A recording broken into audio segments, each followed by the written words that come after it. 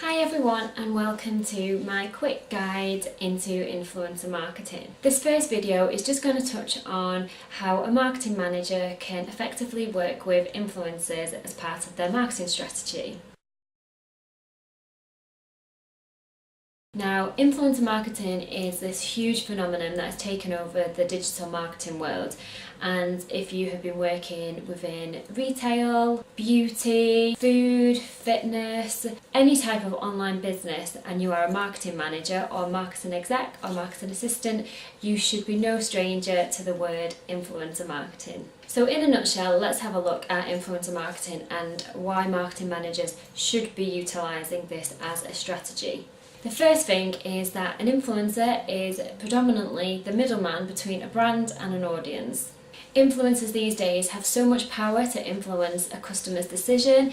Influencers themselves have large amounts of followers, and they're usually followers which are very close to the niche that the influencer is. For example, you could have a fashion influencer who is aged between 18 and 25. They might be like a 22-year-old female, and that usually means that their followers tend to sit in that age because they reflect and can learn from the influencer. Basically, the brands that the influencer is promoting and working with tend to be the brands that are attracted to the customer following that influencer.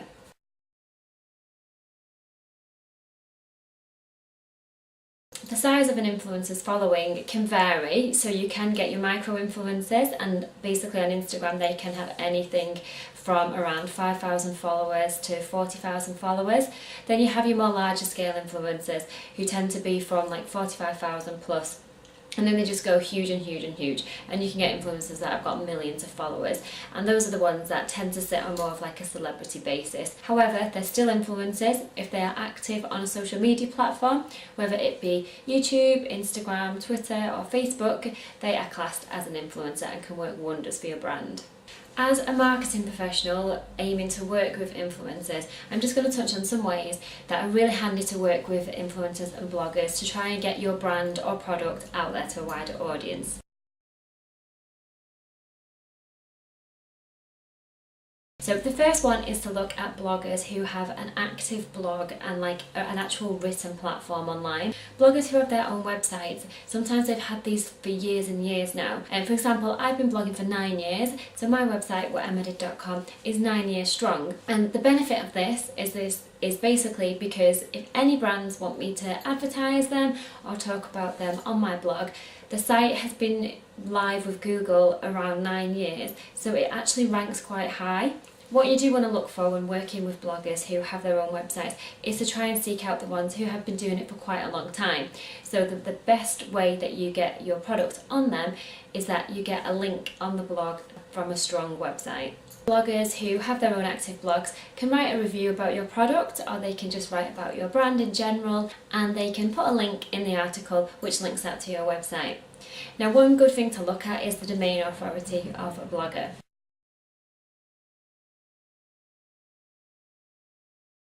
So for example, we'll use mine for purely example. Whatemmadid.com currently has a DA of 41. You should aim to work with bloggers that have a DA of 35 plus. However, anything is a benefit. Any blogger that wants to talk about your brand on their website, it all helps with search. And also, even the smaller bloggers that have only been going for a year and have a much less strong website in Google, they've still got some authority to their site, so any link on a blog is always positive. However, if you are going to work with bloggers and you have a budget and want the best results, it is good to seek out the domain authorities of the blogs that you look at, because what you want to aim for is to get your product talked about on the strongest websites with the highest domain authority, so that the backlink does work well for your site too. As a marketing professional, what you also want to do is to work with the bloggers and influencers to work together and utilise a social media strategy.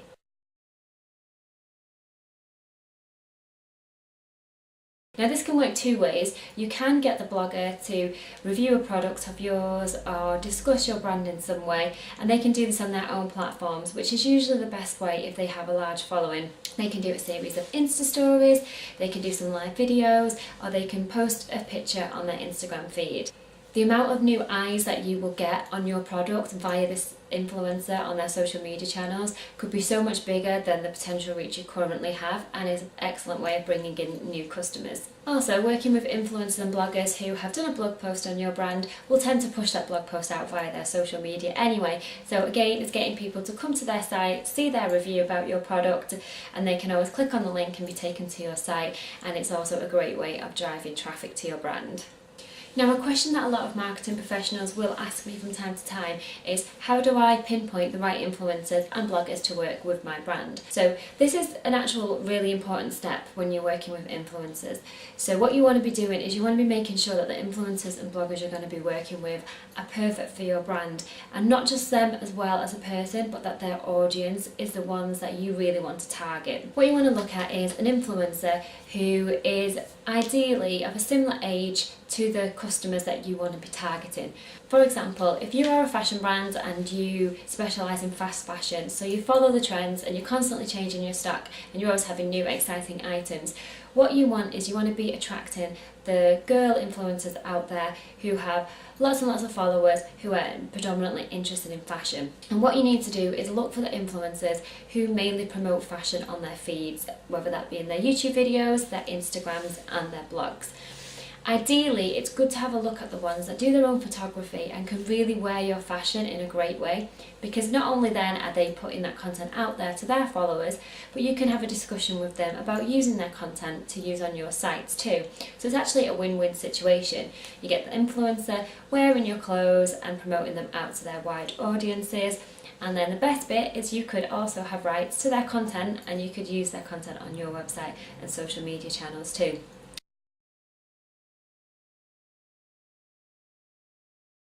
It's really simple when you think about it that way. What you just want to be doing is identifying an influencer out there who you would target as your brand's customer.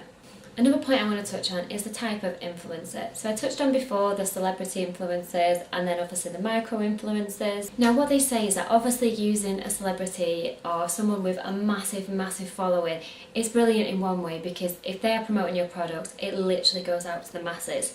However, don't be afraid to use micro-influencers. You will tend to find that even though their followings are smaller, they are much more influenced by that person.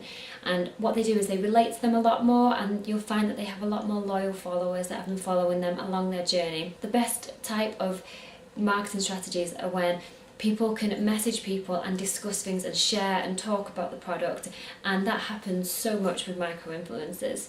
Also, for the sake of your budget as well with your company, you are looking at parting with a lot of money for celebrity influencers. However, micro-influencers, obviously there is still budgets that they do have to work with, but a lot of them, if they genuinely love your product and feel like it's a good fit, you can work on a fair gifting solution too.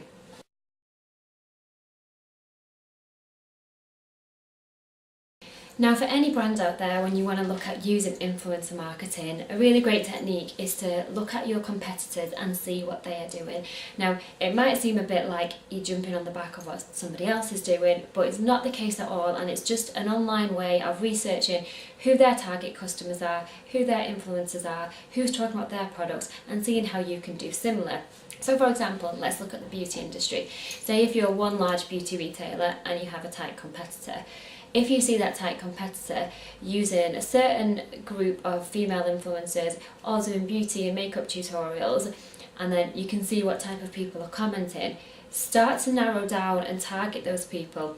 So look at those influencers that they're using, and you can either approach them further down the line, but if you don't directly want to work with the influencers that your competitor is working with, why don't you look at similar influencers?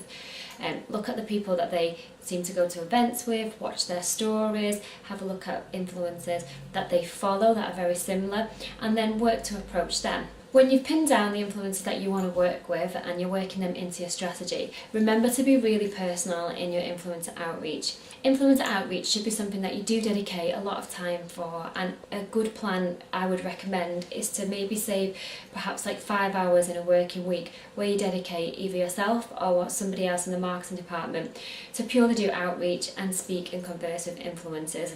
Please don't write an email that is so generic and you just delete the name, because influencers can spot it a mile off and it is off-putting, and you'll find that you just don't get as genuine reply when that happens. Ask them if they've got a media kit, ask them how they usually work, and together you can draw up something.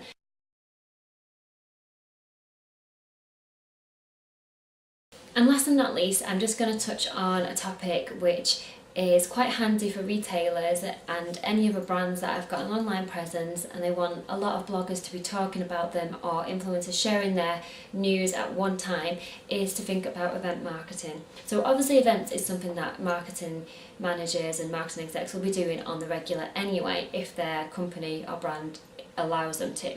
However, if you arrange an influencer meetup or a blogger event, the beauty of this is that everyone's going to walk away and they're all going to create some kind of buzz and content and talk about your brand. So say for example, after an event that you run, 10 to 20 of the bloggers that were there go away and they write a blog post up. They'll tend to link out to the brand so that their readers can learn more. That way you get some good quality links going back to your site talking about the brand. Also, the beauty of having an event is that everybody's social media crazy and influencers tend to share everything on their Insta stories and on their Facebook and their Twitters, and they'll tend to be tweeting and they'll be talking to all their followers on their Insta stories when they're talking about your brand, and it can work wonders. Events obviously do cost money, but you can work with brands to collaborate. Say for example you wanted to work with a nice restaurant space in Manchester and then you wanted to get some other brands involved. You can always talk to the brands about, if you come on board, we've got 20 really strong Manchester bloggers here that are going to talk about the event, they're going to capture everything and your products will be in the photos and they'll link out, we can ask them to talk about them in the blog. Then it's quite a nice way of building up an even bigger event and getting more buzz behind it. What I'm going to do now is I'm just going to leave some great companies and great links after this video that I found really useful when working with influencer marketing and that I feel like every marketing manager should have a check out and get to grips with. Thank you for watching this video. I'll be doing a few more videos in collaboration with the Fashion Network, and I hope that they help you out a little bit more with influencer marketing.